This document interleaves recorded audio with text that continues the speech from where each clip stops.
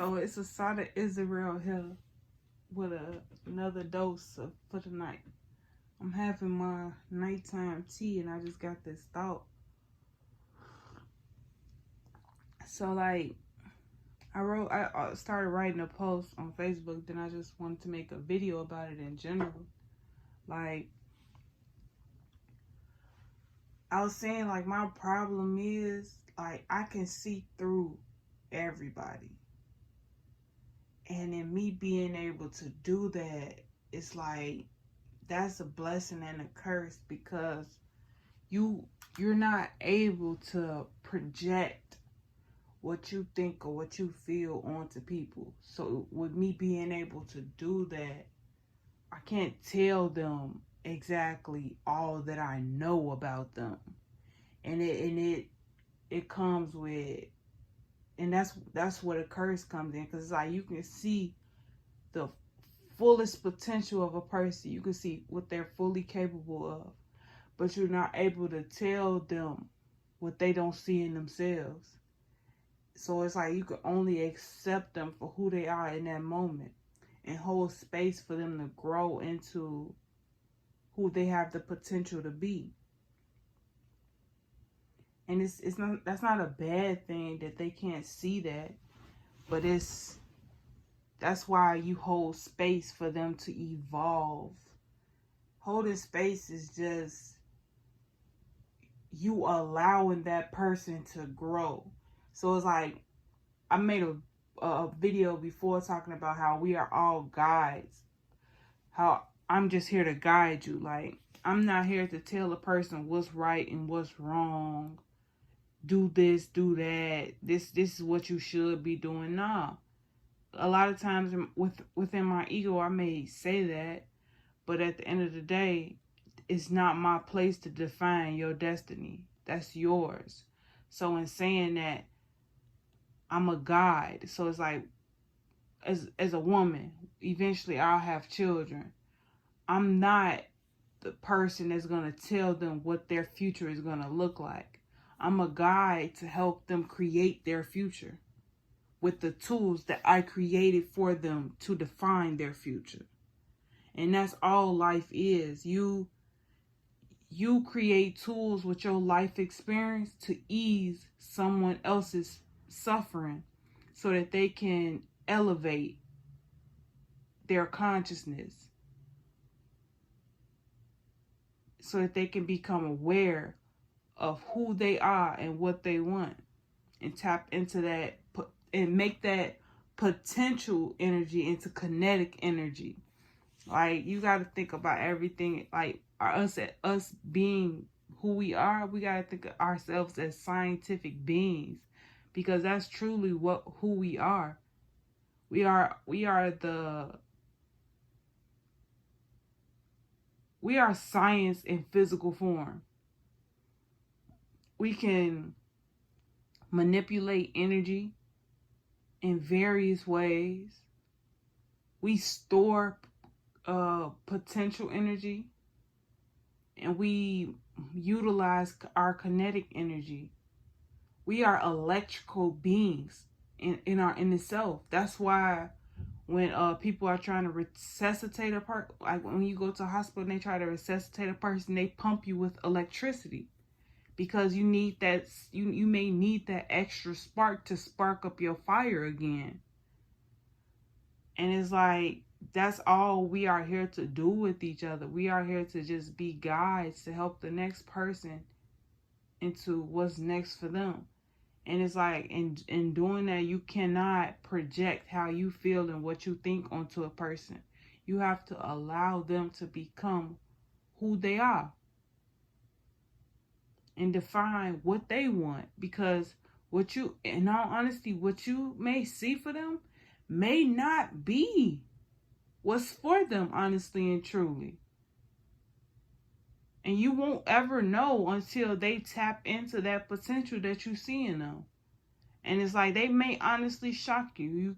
You cannot, the future is forever changing.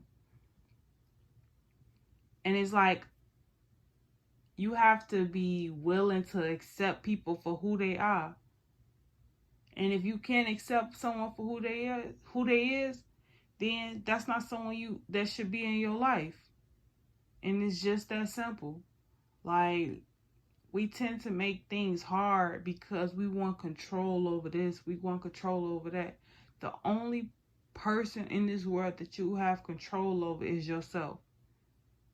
Even if you have a child, you have no control over that little person. They're their own person. Like, yes, as a mother, you give that child life. They pass through you. They don't stay with you. Because my grandma told me that. She said that when children are babies, you hold them on your lap. And as they get older, you hold them on your heart. And it's like, that's life. Like, when she said that to me, it melted my heart because it made so much sense. Like, you have to hold space for people. You cannot make them be who you want them to be, because then they'll lose sight of themselves and you will lose sight of yourself as well. And that's not fair to either one of you. So it's like, that's what Tupac said when he said that we need to be real and heal. That's not exactly the words that he used, but that's what he said. And it's like, it's so simple. It's so simple. It's so simple. Yeah, the process is very complex because you have to confront the demons that you are scared of.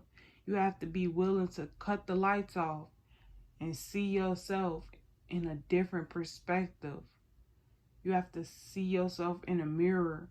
Like Kevin Gates said, he said that just because a lot of men think that once they think that they practice, men and women, because I ain't gonna cut out women when I say this either, think that just because you go get your nails done, you go get your hair done, and you go buy some new clothes, that's self-care.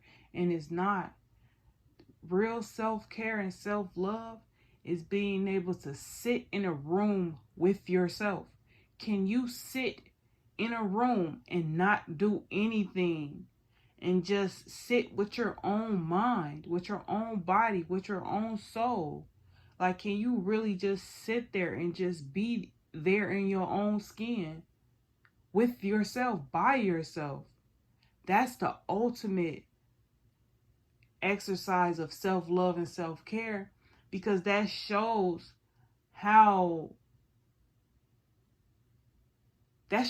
who you are. Because honestly and truly, if you're not able to have that experience with yourself, how can you expect other people to want to be next to you? How can you expect to have partnerships? How can you expect someone to love you if you don't even love yourself enough to be with yourself? Like, it's okay to not be okay, but it's not okay to project onto other people what you're not even willing to face within yourself. Because, like, that's why I said, like, anything someone say about me is a direct reflection on how they feel about themselves.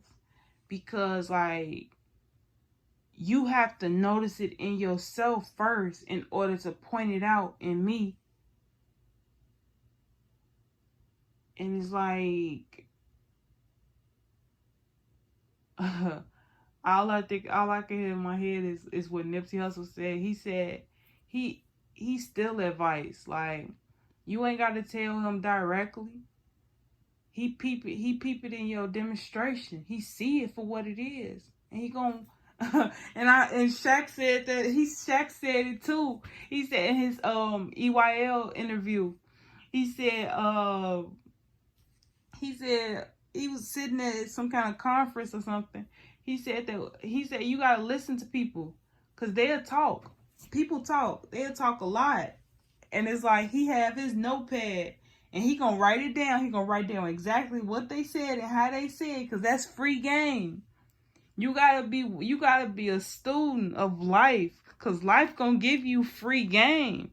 And it's just that simple, but you have to be willing to catch it and receive it and then transmute it into what you can with your life experiences.